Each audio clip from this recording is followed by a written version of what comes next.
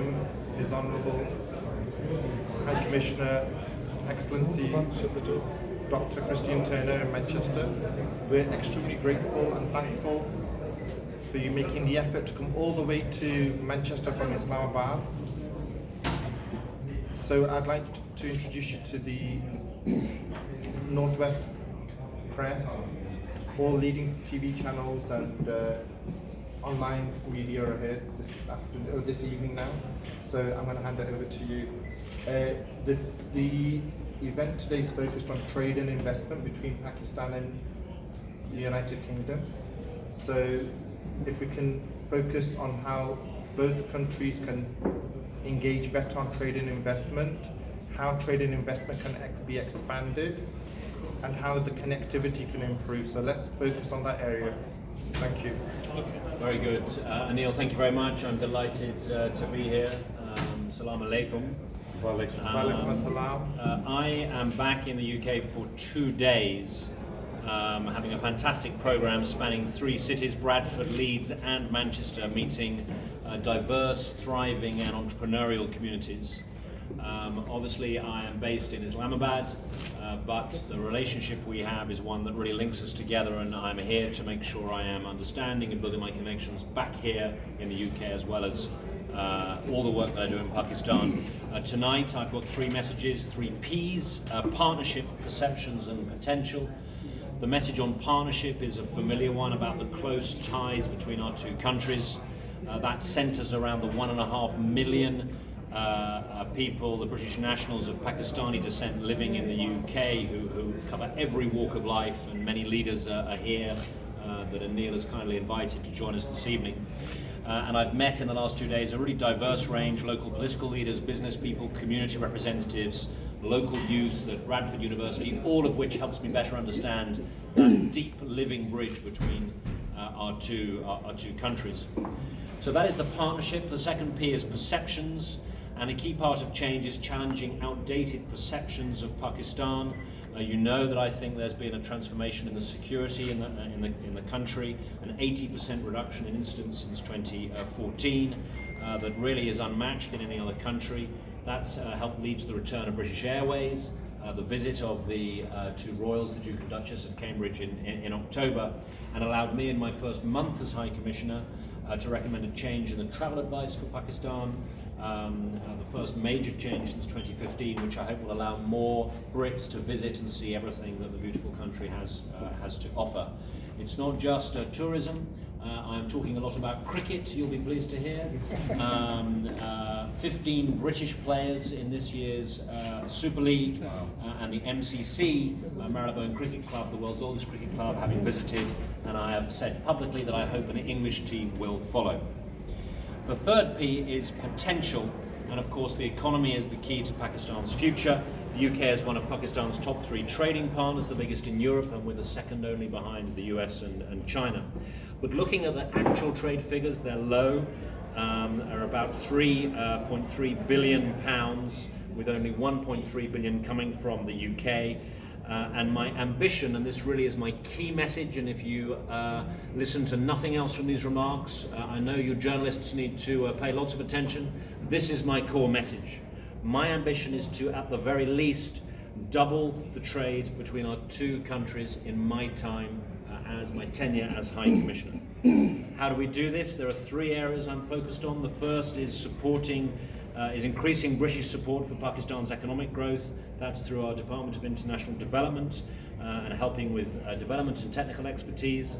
The second is a new country vision for our Department of Investment and International Trade, working to expand our efforts on inclusive economic growth, and we will double during this year the presence of the DIT team in Pakistan during 2020, with renewed focus on key sectors where UK firms can win big. The third is UK public sector capital as a springboard for private sector growth. That's UK Export Finance, the Export Credit Agency.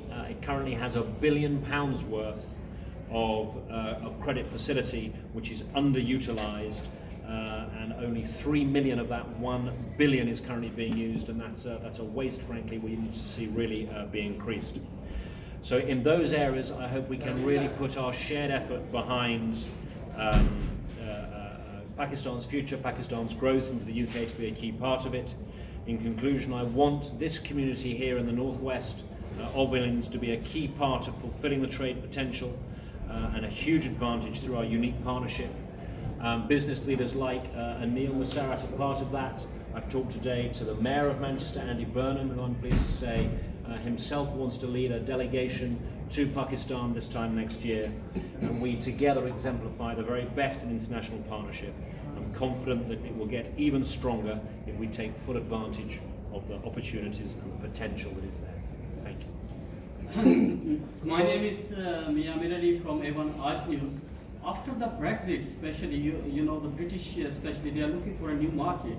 And Pakistan has a huge potential in the different, you know, like, say, like in the productions. So is there any special plan for Pakistan?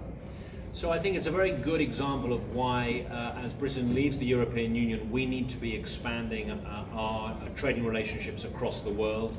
The Prime Minister, Boris Johnson, has been very clear on his ambition for what he calls global Britain.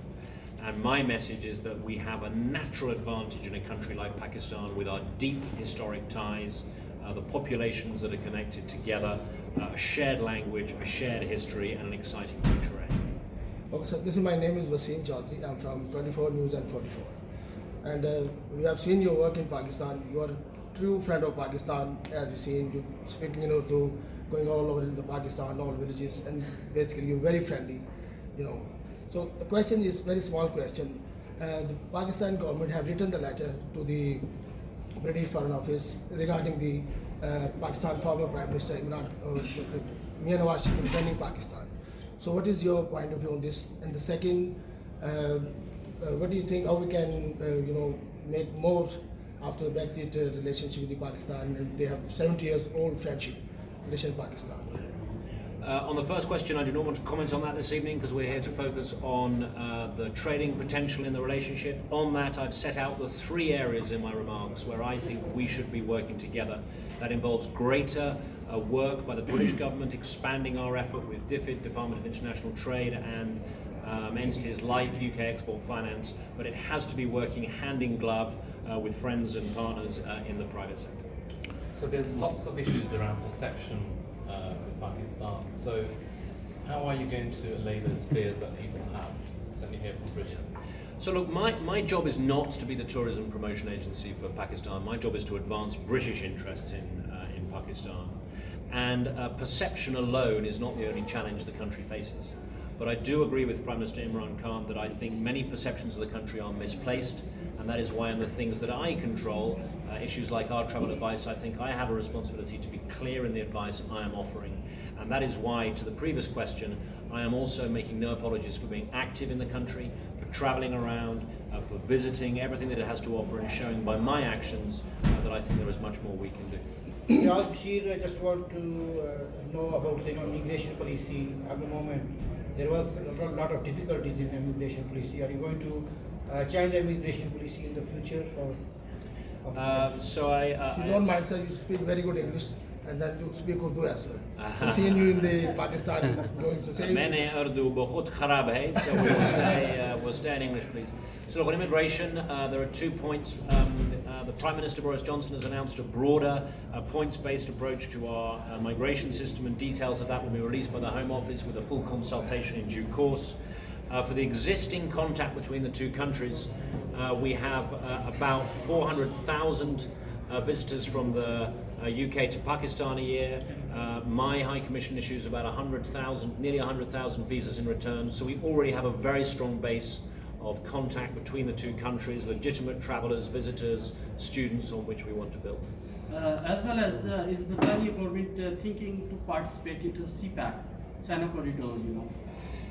So the point on CPAC is that it is bringing investment into Pakistan, and in the next phase of CPAC, which the details have yet to be released, but it is about more private sector investment.